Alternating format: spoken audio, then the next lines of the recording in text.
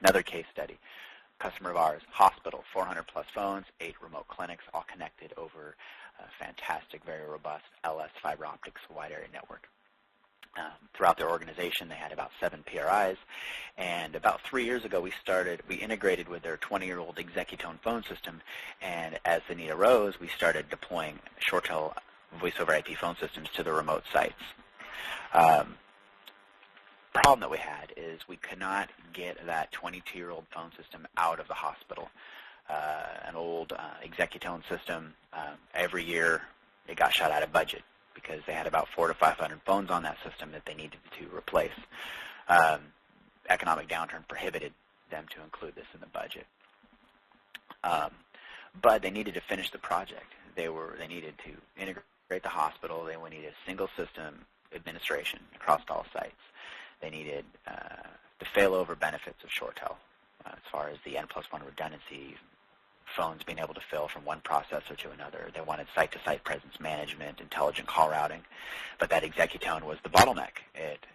We could not get it out of there. And it was also a liability. A 22-year-old system, in this particular example, there were 2 people that supported it. One had since passed, and the other wants to retire. So this is a definite liability. So we use SIP trunk savings to generate, to open up budget. 7 PRIs came in to be about $5,710 a month. Long distance costs, $24.59 a month. They had some random DID analog trunks, if anybody remembers those. People that don't want to use a PRI, they could use DID analog trunks. Very expensive, very cumbersome.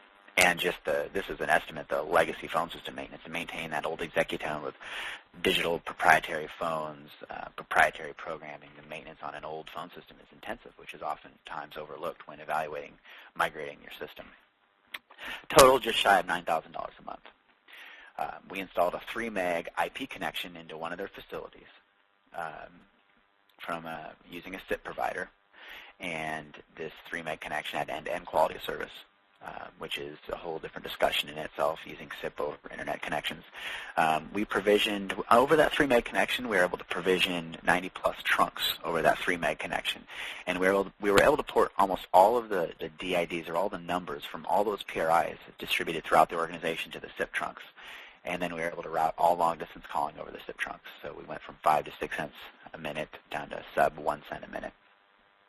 And we routed most inbound-outbound calling over the SIP trunks and terminated all but 2 PRI services. The only reason we kept those 2 PRIs was because of this particular situation, we cannot port those numbers out of that rate center.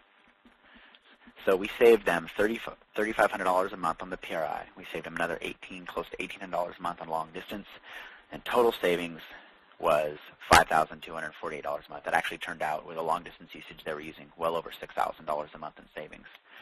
We showed them an operational lease to migrate the phone system in the hospital at $5,334.